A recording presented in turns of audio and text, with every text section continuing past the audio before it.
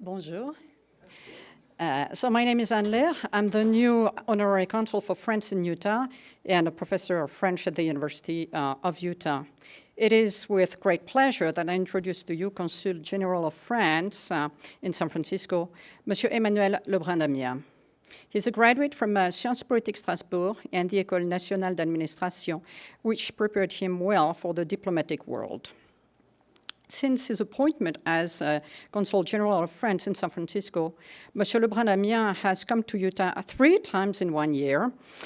This shows his high appreciation for what our state offers.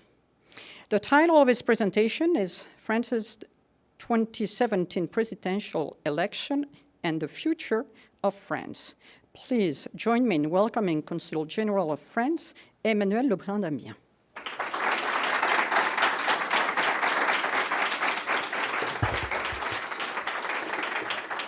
Good morning, everyone. Bonjour à tous. First of all, I would like to thank Brigham Young University and the David Kennedy Center for International Studies for inviting me to give this lecture. This is my first time at Brigham Young University. We did with my colleagues a tour this morning and we had a fascinating meeting here. I'm very impressed by what I've seen, and I think there are many opportunities for future partnerships and enhancing university mobility between Brigham Young University and French universities and grandes écoles. So I look forward to working with you on these endeavors. Today I would like to give some insights about our past presidential elections and the future of France. It is early to say, just 3 weeks after the runoff of the presidential elections, but I tend to agree with those who said as early as during the campaign that these elections would stay as an important moment in the French history and the history of our political system and our institutions.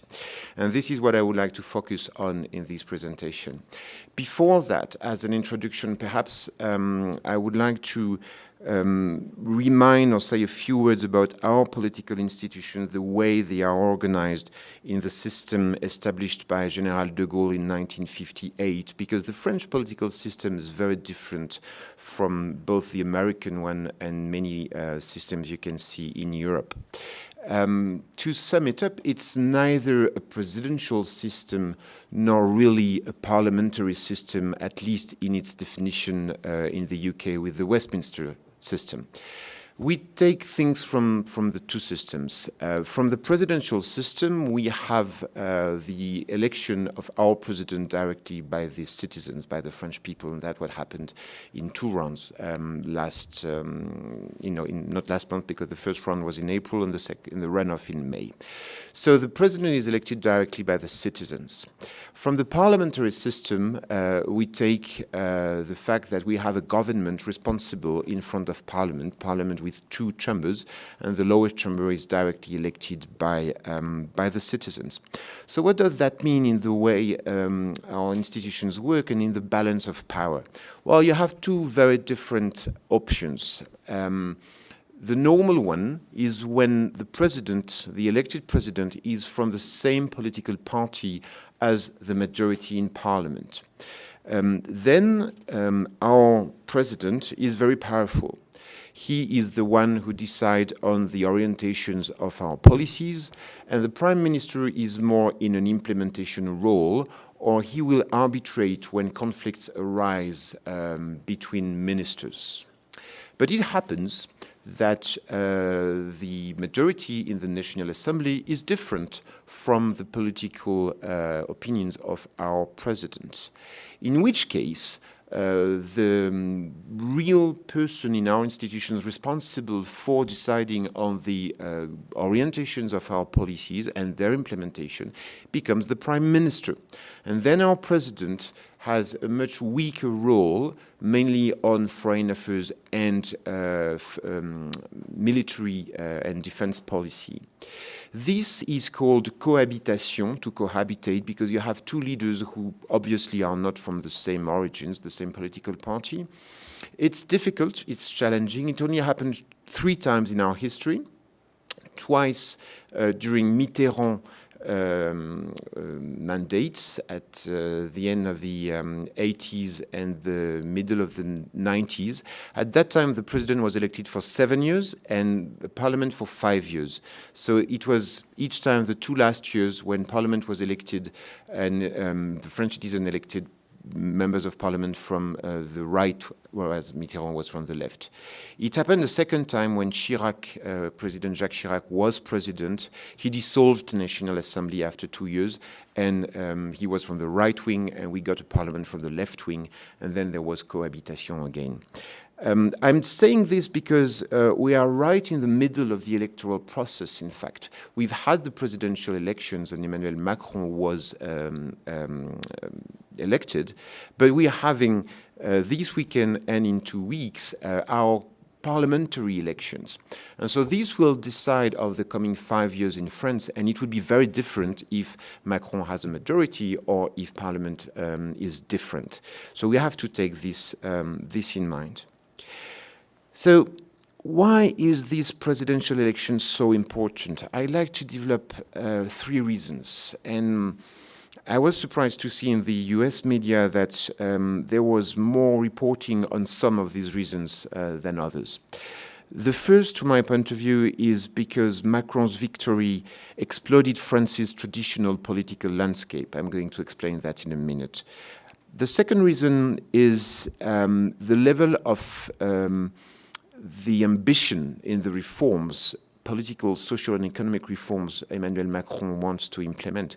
He was not the only candidate with a very ambitious reform agenda, but he was definitely one of these candidates who wanted to reform France and particularly the French economy. And of course, the third reason, and that's the reason that was the most reported about in the newspaper, at least in this country, was because the loss of Marine Le Pen from the Front National, our extreme right party, provided signs that the populist wave that was witnessed in 2016 with Brexit or during the US elections has crested in Europe, at least for now. So I'd like to develop these 3 reasons and then take some questions from the audience. First of all, I really think that Macron's victory exploded France's traditional political landscape for 2 reasons. The first one is about our political parties. France has had since 1958, so with our current constitution, drafted by General de Gaulle, France has had a bipartisan system. Be careful when I say bipartisan here, I mean two parties system. We didn't use to during the Fourth Republic. Today is the Fifth Republic. So the Fourth Republic was from 1946 to 1958. And France suffered from government instability because the way parliament was elected, it was a proportional system. And it was very hard to organize coalitions among the many political parties we had to have a solid majority in parliament supporting a government. And so governments changed very often. De Gaulle made a constitution that says that parliament is elected under a majority rule, exactly like in the UK. The only difference is that we have 2 rounds, there's only 1 in the UK. So the candidate who comes first has the seat. There's no proportionality among the political parties. Some people criticize it because they say there are political parties who do 15% in the poll and won't have many representatives in parliament because they come second or third. But this system is a very effective way to make strong majorities. And so political parties from the very early years of the Fifth Republic merged, and it became a 2-party system with the Socialist Party and the right-wing party. This party changed name very often, but it's the Gaullist party. It's the party that recognized itself in the heritage of General de Gaulle. And so if you look at all the elections, it was always socialist or right-wing. And what we saw in the last campaigns and in the last result was very different from that. What did we see? If you look at the results of the first round, so we had 11 candidates, and we saw 4 candidates arriving around 20%. So Macron was 24, second was Le Pen with 21, so from the extreme left, the extreme right. Third was Fillon with 20, so that the right party, De Gaulle Heritage. Mélenchon, extreme left, close to 20%. So you see, 4 people around 20. Socialist Party was much lower, around 6.5%, but the Socialist Party suffered from the 5 years in power. You know, always when you're in power, your popularity decreases because of your responsibilities. So the image we had during the campaign was not a 2-party system, but more really a 4 or rather 5-party system, where if you take the exception of the Socialist Party for the reasons I've just mentioned, every party was around 20%. Macron, center, Fillon, right, Le Pen, extreme right, Hamon, left, and Mélenchon, extreme left. And that's something very, very unusual in our political history. The second reason about this idea that Macron's victory exploded France's traditional political landscape is the government Emmanuel Macron established after his election. When you look at it, you have 22 ministers. First, it's totally gender balanced, 11 men, 11 women. But second, it's balanced between the right and the wing, and the left. So you have 11 ministers from the right-wing party, 11 ministers from the left-wing party. And if you look at Macron's program, and if you read Macron's speeches, you will see that he doesn't present himself as a center candidate. He doesn't present his government as a center government.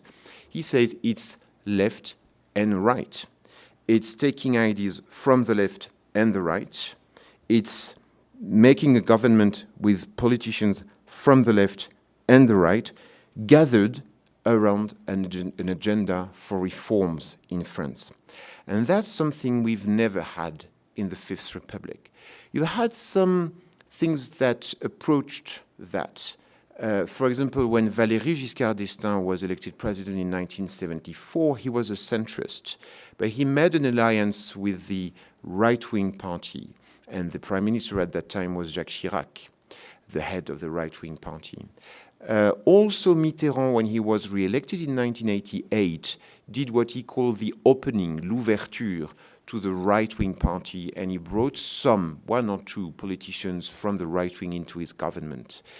So did President Sarkozy in 2007, when he brought some politicians from the left. Our former Foreign Affairs Minister, for example, Bernard Kouchner, who created the French doctors, Médecins Sans Frontières, he's a left-wing politician. He became Minister of Foreign Affairs of Nicolas Sarkozy. But this government only had 2 or 3 ministers from the left, and all the other ministers were from the right. Here it's perfectly balanced, 11 from the left, 11 from the right.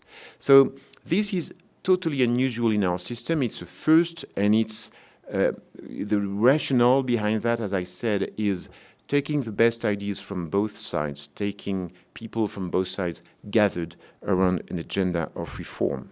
So we'll see in the future what comes next, how it's going to change our political system. But this might be a very important shift in the way the French parties are organized and also their role in France. Second, I think this election is also very important because of the debate we had during the campaign and the fact that many candidates approached this campaign with a very ambitious agenda of reforms. And as I said, Macron was not the only one, but he was elected. You know, when you read The Economist or the Financial Times, you sometimes have a description of France being such a socialist country with many strikes and a lot of taxes and very bad labor laws and so on. Well, there are a lot of preconceived ideas in that. But 2 things. First, many things that you have in Macron's program, and other candidates as well, he was not the only one, but many things you have in his programs are exactly the opposite of this image many people have of France. I'm going to list them in a minute. But second, and this will perhaps nuance a little bit what I'm saying here, you have to have in mind that the previous governments and the previous presidents did a lot of reforms in France. And Emmanuel Macron is going to benefit from the results of these reforms. If you look at France right now, before Emmanuel Macron takes power, what do you look? Well, unemployment is getting down. Still high, 9.3%, much higher than here in Utah, for example, but it went back to the level of 2012. After 2012, with the economic crisis, the unemployment rose, and now it's back to its level of 2012 after 2 years of decrease. If you look at economic growth, it's getting stronger, and it's getting stronger rapidly.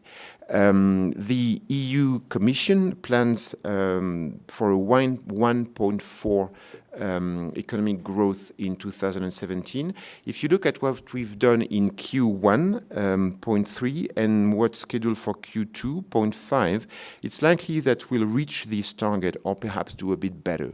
And it's definitely better than what we did last year, which was 1.1. So we moved from 1.1 to 1.5, 1.6. And what's important is that in 2017, you'll see the economic growth in France at the same level as in the rest of the Eurozone, whereas in the previous years, the economic growth in France was slightly lower. A third indicator, I'll stop here, I promise, but it's an important one, the level of foreign direct investments. So that is foreign investors in the US, Japan, China, or everywhere, who invest in companies in France. This rose by 30% in 2016. France is the third recipient of foreign investments in Europe. It's first in industrial investment. It is third in R&D inwards investment. And that's a very strong indicator because it means that foreign investors have faith that the French economy is getting stronger. When it rises by 30% in a year, that's a very, very strong thing. So they perceive, I'm not going to list them, it would be too long, but it means that they perceive the importance of the reforms that were made these last years to our labor laws or to our tax system. Just to take one example, the tax system for R&D is the most competitive. We're the most competitive country in the world, with perhaps Singapore in the way we tax R&D. And that's very good for the future of our economy.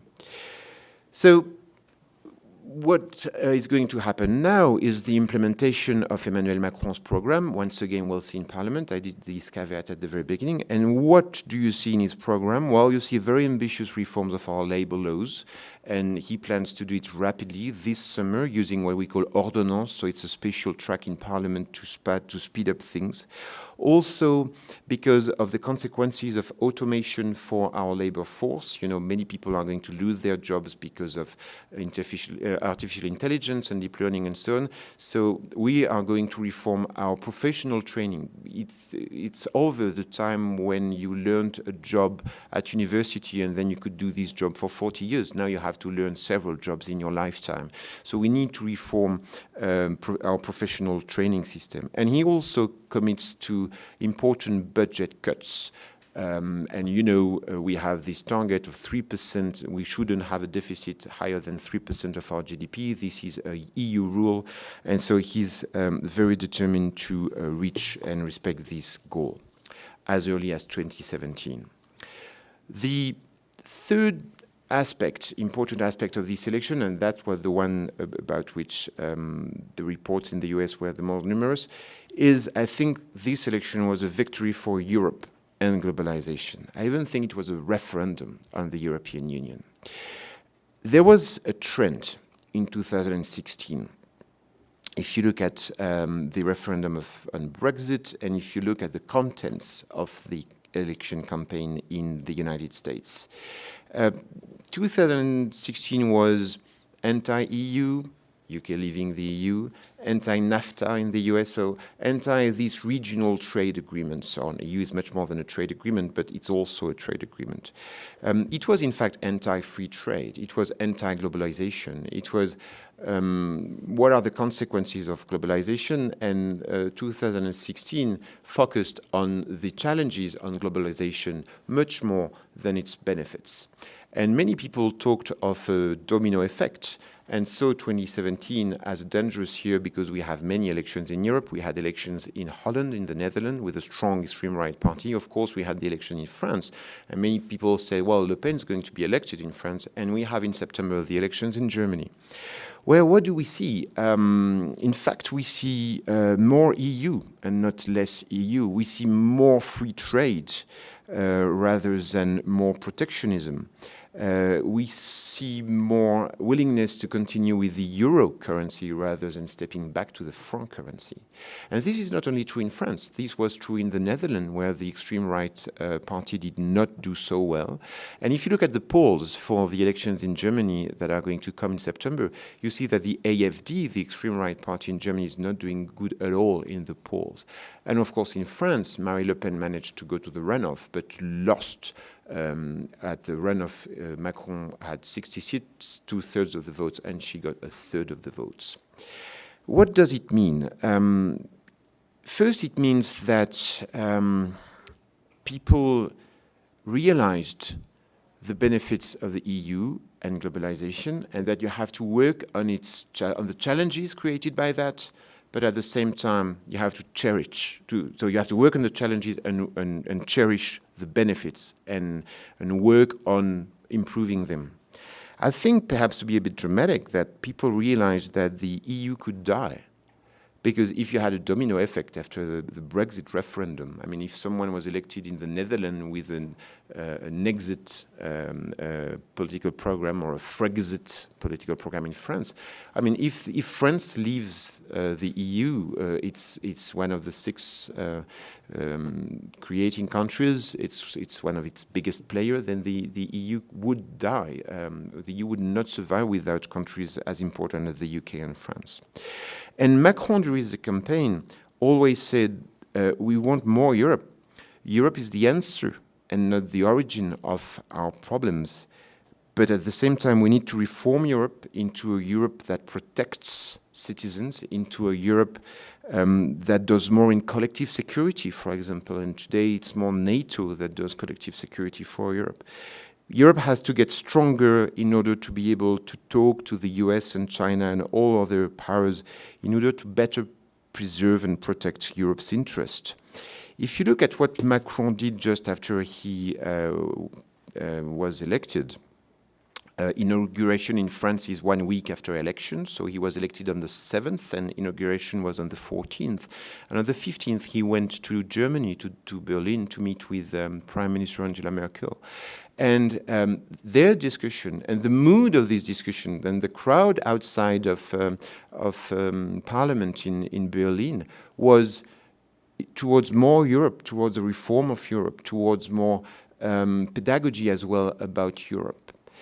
And I think not only this election is important because we saw this wave of populism stopped for now, at least, but I think this election, and with what's going to happen in Germany as well, and with what happened in the UK last year, is going to have strong consequences on European Union integration for several reasons.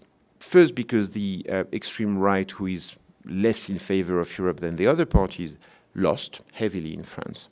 Second, because of Brexit.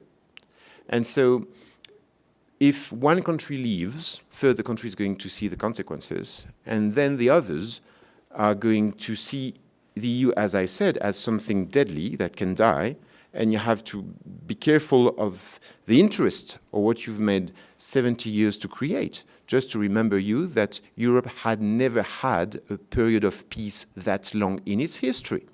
Today, people see the EU only for the euro currency or its agriculture and trade policy. People forget that the EU was first created to allow Europe to have peace for a long period of time.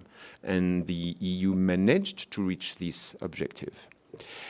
Also, because of Brexit and the US elections, we have big powers who have a different narrative on alliances.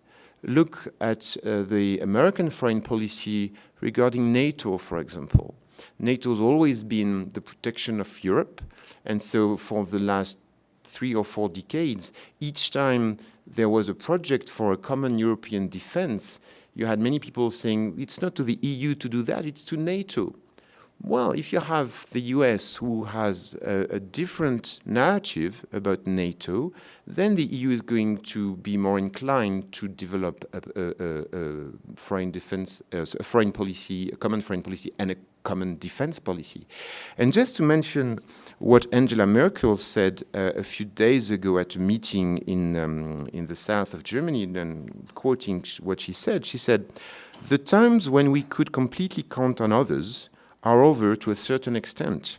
I have experienced this in the last few days, and that is why I can only say that we Europeans must really take our fate into our own hands, of course in friendship with the United States, in friendship with Great Britain, and as good neighbors as possible, but we have to know that we must fight for our future on our own, for our destiny as Europeans."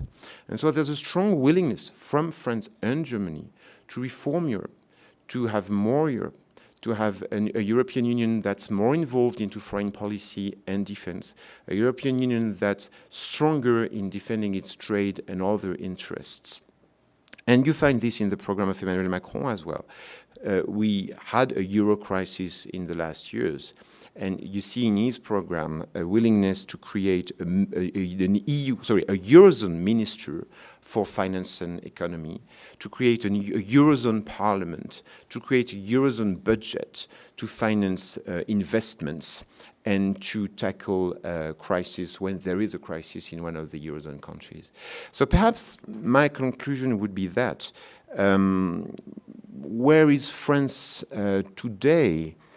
I'd say the future of France is in the European Union. Perhaps I would not have said that 6 months ago or 1 year ago, because there was a time of Brexit, there was a time when the EU was going through, and we're still going, but very, very big crisis, not only Brexit, but the migrant crisis, the Eurozone crisis, and of course terrorism as well in many European countries. But after the French election, what we see is a willingness in France and Germany and other countries to do more Europe. And that's what's going to be interesting to my point of view in the coming years.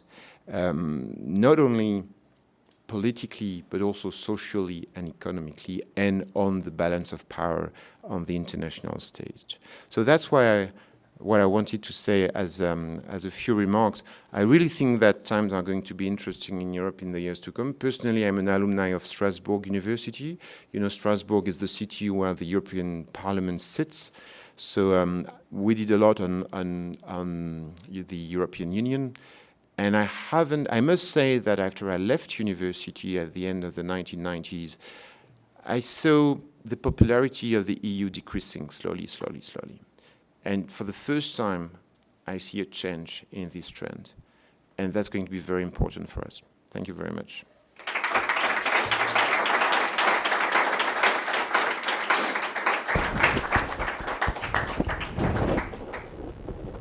Those of you who have questions, if you'll go line up at the mic.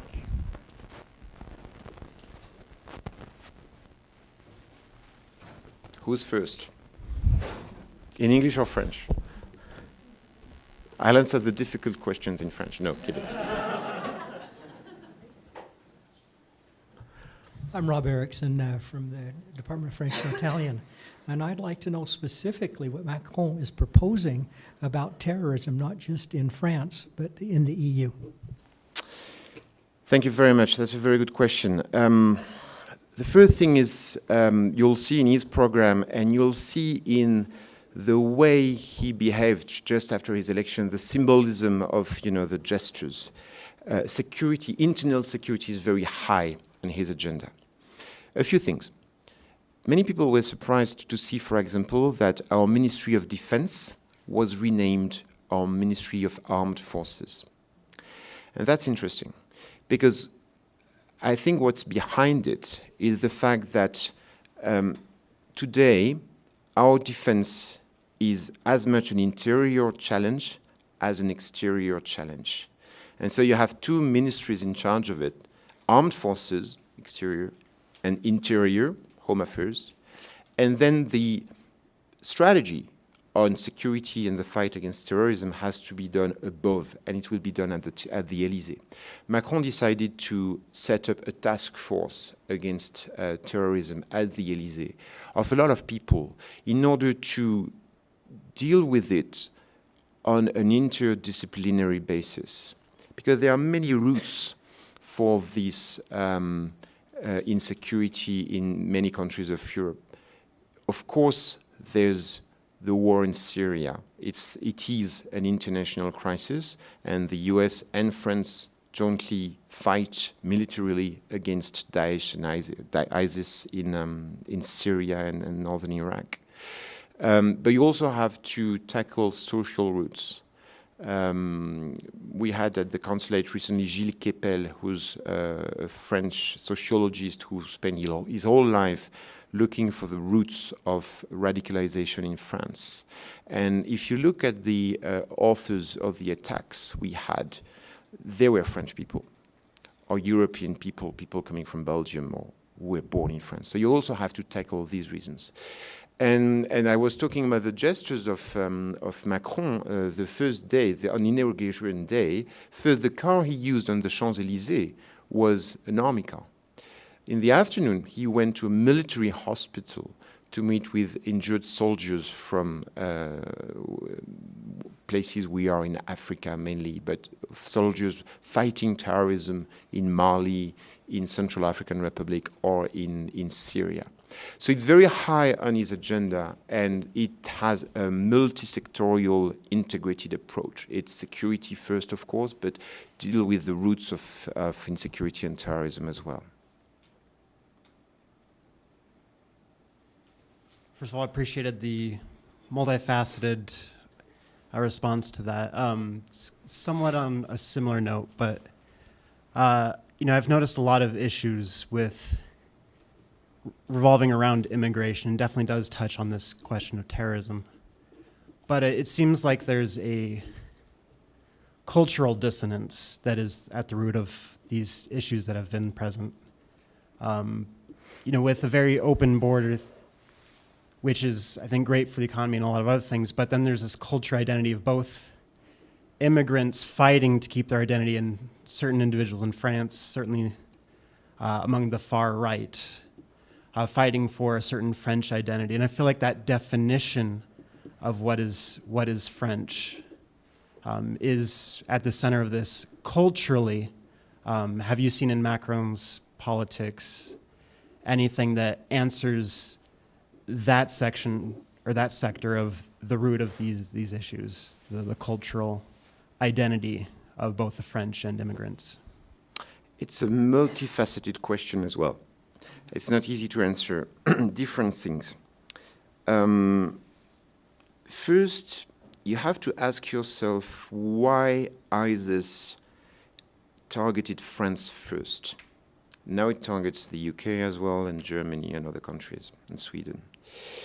France has had for a very long time a Muslim community, mainly from Northern Africa. We have historical reasons for that. Decolonization first, Algeria, Tunisia, Morocco, and other countries. And if your endeavor, if your goal is to create unrest in a Western country, or to trigger a civil war in order for a jihad goal of, fighting the non-Muslims, well, you go to a place where you have a lot of Muslims, and your goal is to persuade this Muslim community to rise against the rest of the population. And so they targeted France. What is the result we see today? The result we see is that the Muslim community sticked to the rest of the French community. After each attack, the Muslim leaders went with the other religious leaders and the government leaders to collectively denounce the attacks. I think that this is going to be the most powerful way to end this terrorist wave. I think I was mentioning Gilles Kepel. He says there is an economic of terrorism. You reach a goal. If it doesn't work, it dies by itself. Because it's something to find someone to go and commit suicide, killing other people in order to reach a goal at the beginning. But once you see for 3 years that it doesn't work, you're going to find fewer and fewer people who are going to agree to go and die for that because they see it doesn't work. So that's the first answer to your question. And you're asking about cultural identity. France has always been a melting pot. We have people, because of our history, coming from very far away, and we have, as I said, the biggest Muslim community in Europe. What we witnessed in the last years was tentatives of using these differences to promote a political agenda. And from politicians, perhaps, or from people who, journalists, or people on the media stage, the idea that in a time of economic crisis, it would be rewarding politically to say we shouldn't share with people who are not of our culture. That's what they say. And that's where all the debate about Burkini in summer and so on comes from. And of course, we are a country in France, and that's perhaps another reason why ISIS targeted us first, with a tradition of laïcité. And laïcité it's not only secularism, it's nothing against religion. It's different from what I hear as a description from time to time. It's just saying that religion has to stay in the private life. And of course, for some Muslim leaders, religion has to go on the public stage and wear signs of your religion in public organizations. And so people try to use the clashings on these rules or on these things to try to divide the French community. Well, it hasn't worked. And if I take Burkini, because I was mentioning, immediately our Supreme Court cancelled the few decisions by a few mayors to do that. What do we see today? Still a challenging thing. If you look on social and economic grounds, suburbs where you have strong Muslim communities have a higher unemployment percentage than other places where you have fewer Muslims. So, and the riots we had in suburbs in 2005 were due to that. But the link between this and terrorism does not work. We've had 3 waves of terrorism in the world. The second one was Al-Qaeda. It was a terrorism organized from the top, very pyramid-like. One man at the top of an organization deciding on an attack in New York, for example, and then the attack is implemented. This is over. It doesn't work like this anymore. The third wave of terrorism, the one we see today, is based on a network. So it's providing tools from the internet or ideas, and then you have people with no link with the hierarchy who go and do it themselves. Intelligence was not prepared for that, perhaps. Intelligence is much more prepared for that now. And I think that people who could use some identity reasons to not support, but to see these terrorism waves as something they denounce, but at the same time they say, but there are real denunciations before, real things behind. This is disappearing because of the violence of the attacks. If you look at Manchester, for example, targeting kids. So your last question is, what is France and what do we see today in the new administration? Read the speeches by our new president and you'll see the emphasis he puts on the concept of humanism. And he says, what makes us French is our history of promoting human rights. We're the country of human rights. We're not the only one country of human rights, but we're the one who promoted human rights a lot. We are the country of political opening to different civilizations. And that's what makes us one people, and that's what solidifies our population. And I think this is going to be a topic on which our policies are going to focus a lot, be it education policy, social policy, or so on.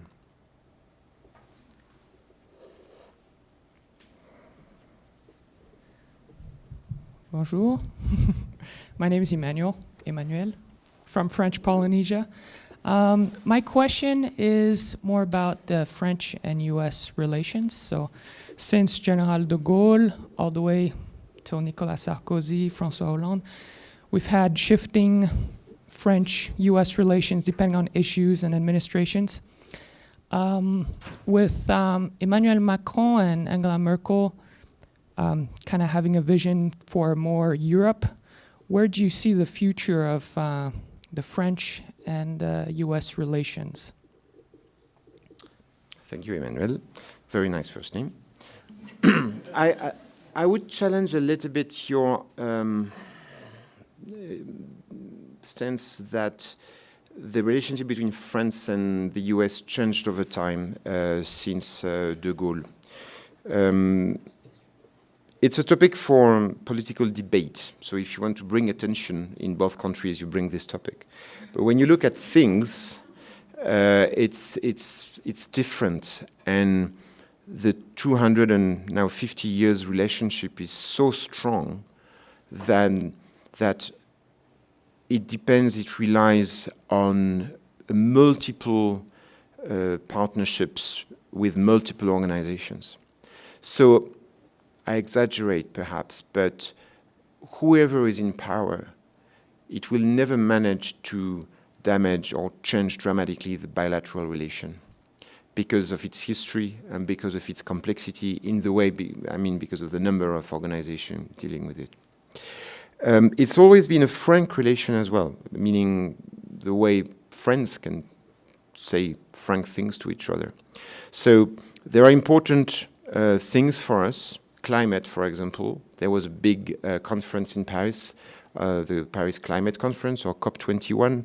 We managed for the first time to have a universal agreement on the fight against climate change. And Emmanuel Macron, in his first exchanges with President Trump, was clear that it counted a lot for us and that the decision he would or would not make in the coming days or weeks would be important to us. But at the same time, and I'm coming back to the beginning of your question, when you look at what's the relationship between France and the US and climate, it's not only between the two central powers. The state of the West Coast of Canada and the United States made an initiative about ocean acidification that we, France, support. We are part of it. So we deal with directly states or cities. Governors from the west of the United States did an initiative called Under 2 degrees Celsius, to do everything cities, civil society, companies, private companies can do to lower the gas emissions. If you look at US companies, many of them have already changed towards a low carbon energy economy. So at the end of the day, what we might see is whatever the decision is taken in central power, it won't change much, or perhaps it won't change a thing in the way the US implements the Paris Declaration. So you see, once again, there is this image of thing, and there's a reality behind. You're talking about Emmanuel Macron and Angela Merkel promoting Europe on topics like defense and foreign policy, as I said. But this is more a reaction. We are very attached to NATO, but when you see that NATO, when you see a foreign policy in the US that's slightly different, if I might say so, it's diplomatic, on NATO, then, it's your security is very important, and then you take your own responsibilities. But then it's both a conviction, for sure, but it's also a reaction.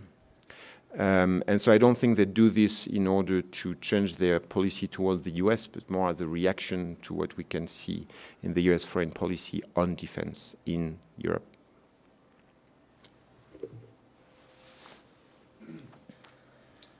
So I guess kind of going off those same lines with a stronger EU, with France and Germany be really the clear leaders economically in the EU, how do they, maybe Macron and Angela Merkel, plan to help some of the more struggling economic countries like maybe Greece become greater contributors in the EU?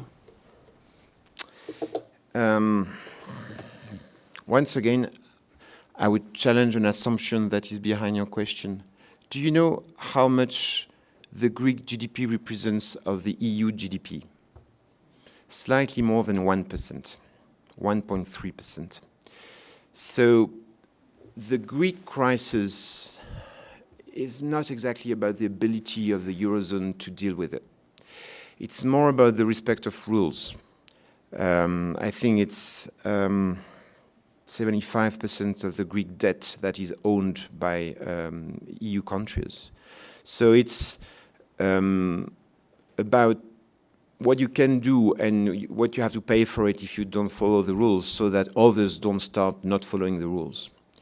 That's the first thing. Then, even if I challenge your assumption, your question is perfectly legitimate. And there is a euro crisis in Europe. And so we have to reform the Eurozone, because when we had the Maastricht Treaty and we did the euro currency, we decided to pull our monetary policies. But we didn't pull our budgetary policies. You know, when you manage an economy, there are two ways to face a crisis. Play on your currency or increase your budget. And by pulling our monetary policy only, we prevented governments from using the budget policy. Because if you get your government spending go, then you're going to have, and if some countries in the European Union do differently, you're going to have tensions on the currency, because it's the one currency for everyone. And so what I think is going to happen is, and France and Germany are likely to begin this, is a change in the way we see budget policy in Europe. And as I said, Emmanuel Macron in his program proposed to have a minister of the Eurozone for economic and finance with a budget to make a common Eurozone budget policy. And that would be a first. And that would be a very big shift in the EU. And when you look at it from a bit of a distance, it's a step towards further federalism in the European Union. You know, I said the European Union provided with the longest period of peace in Europe. Something people outside of the EU don't realize as much as we do. The EU is about sharing sovereignty, and sovereignty is the last thing you want to share. And we managed to do it. I don't have the figure, but today, if you look at the French laws, more than half come from EU laws. So what we do in Parliament, what we do in Paris, it's only a minority of our laws in France. So it's very, very hard to do that. How do you persuade people to lose part of their sovereignty, to share part of their sovereignty with others? There is a goal. The goal is you share your sovereignty in order to have more sovereignty on the international stage. I was a negotiator at the United Nations. I never negotiated as France. I negotiated as France among the EU. We would get an EU common position, and then you would have one EU negotiator representing 500 million people and 28 states. That's super powerful. When you're France, you're powerful. When you're the EU, you're much more powerful at the United Nations. So you need, in order to persuade people to go this step, you need a crisis. You need to say people, it's really time we did it, because if we don't do it, we're going to lose a lot. And if you look at the history of the EU, it's always when we had a crisis that we went a step further. And perhaps the EU crisis, the Euro crisis, is going to lead us to this step, to a common budget policy. It's very simple to say common budget policy. It's very complex behind, but I don't want to get into the details. But for the first time, if we move into this reform to have a EU budget with a minister in charge of it, or a Eurozone budget, in fact. This is something we didn't dare doing in the 1990s, and that I think is likely to happen in the years to come. I was encouraged by your discussion of President Macron's focus on professional training and the changes that are happening. That's very refreshing to hear.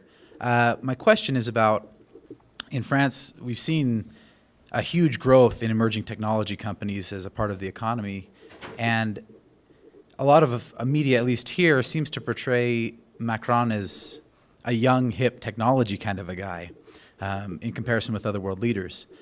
So my question is, to what degree is he kind of a product of that shift and that movement towards emerging technologies in France, and to what degree is he going to affect and impact that part of the economy? Huge. If you look at his bio, after he left the Ministry of Economic and Finance, his plan was to create a startup. So he's the first of our president who's tried to create a startup. Then he changed his mind and he came back to politics. He worked in the banking system before. So, and he brought many politicians he brought many people from civil society and from the economic world into his government. He's a symbol of what's happening in France today, which is a huge entrepreneurial shift.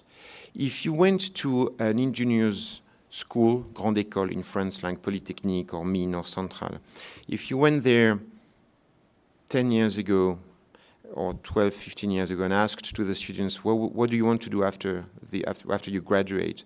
The answer would have been, I want to work for government. 5, 6 years ago, the answer was, I want to work in a big corporate company. Today, it's, I want to create my startup. And Macron did a lot to help them in these reforms as Minister of Economy.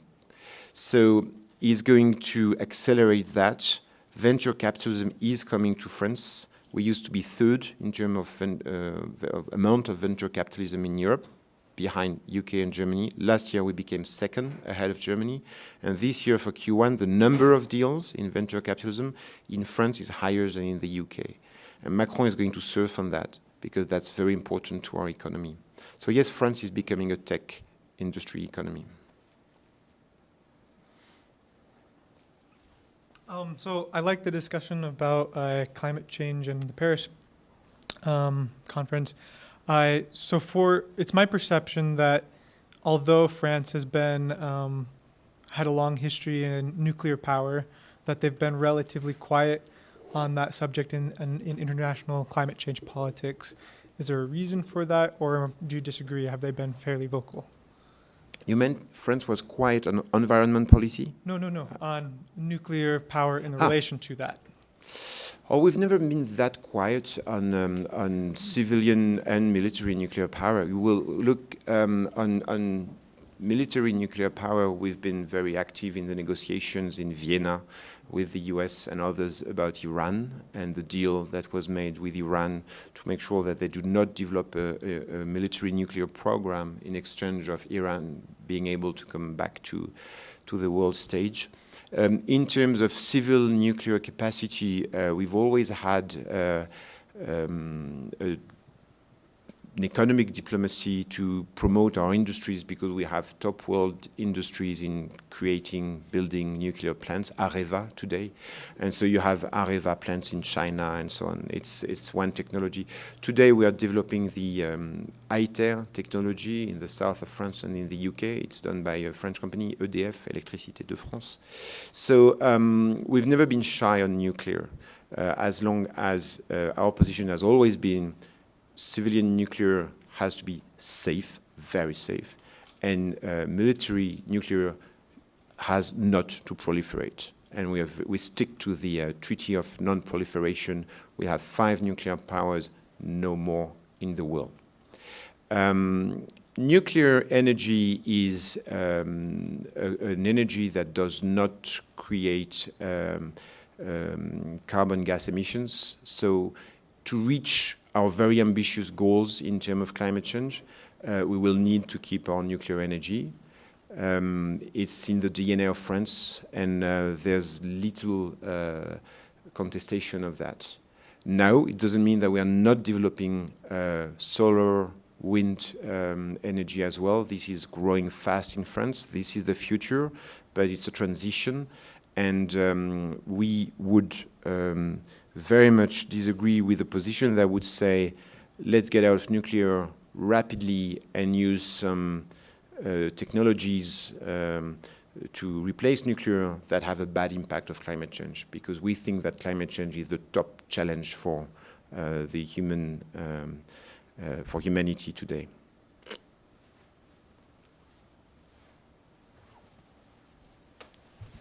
Monsieur le Consul, je peux pas faire ça en français, hein. Non?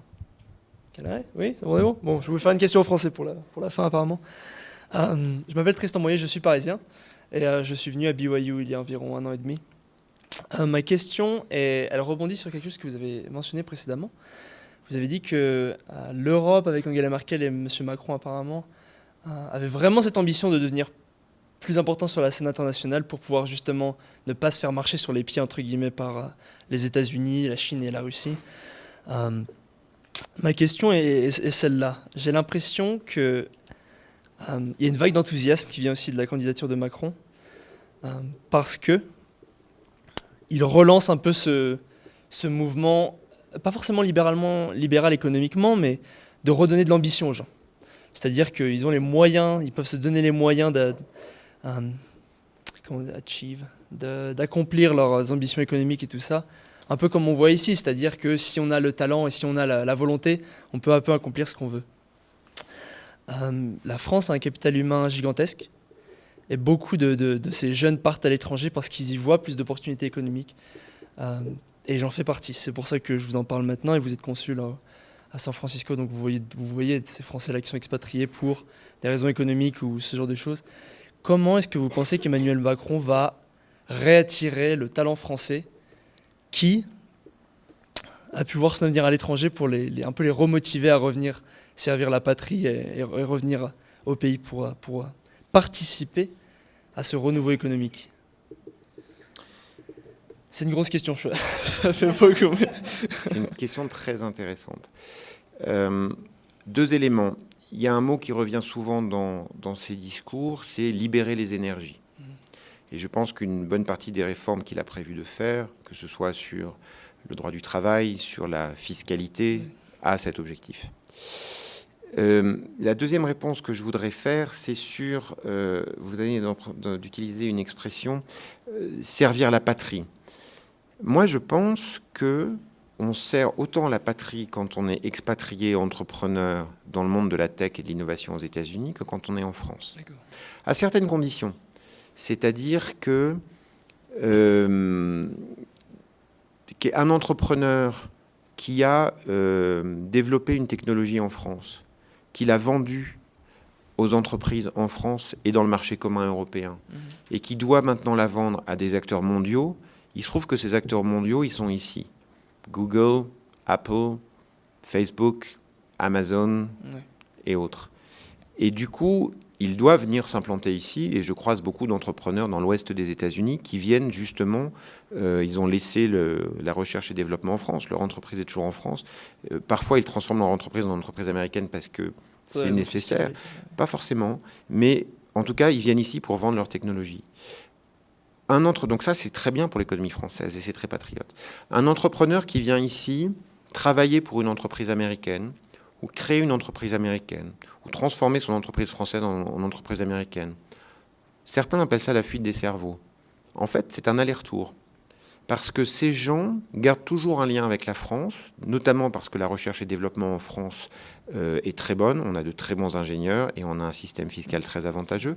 Et ces allers-retours, pendant qu'ils sont ici, mais aussi à la fin, parce que ce qu'on voit, c'est qu'en fait, c'est des gens qui ne restent pas, qui rentrent toujours un jour ou un autre, pour des tas de raisons qui peuvent être des raisons familiales notamment ou économiques, apportent à la France cet état d'esprit de la Silicon Valley et du monde Qu'ils de ont la appris à tech, l'étranger, oui. qu'ils ont appris à l'étranger et transforment le monde français de la technologie dont on parlait tout à l'heure et de l'innovation en apportant ces bonnes choses. Et ils ont apporté aux États-Unis la richesse de leur formation académique en mathématiques, en physique, etc.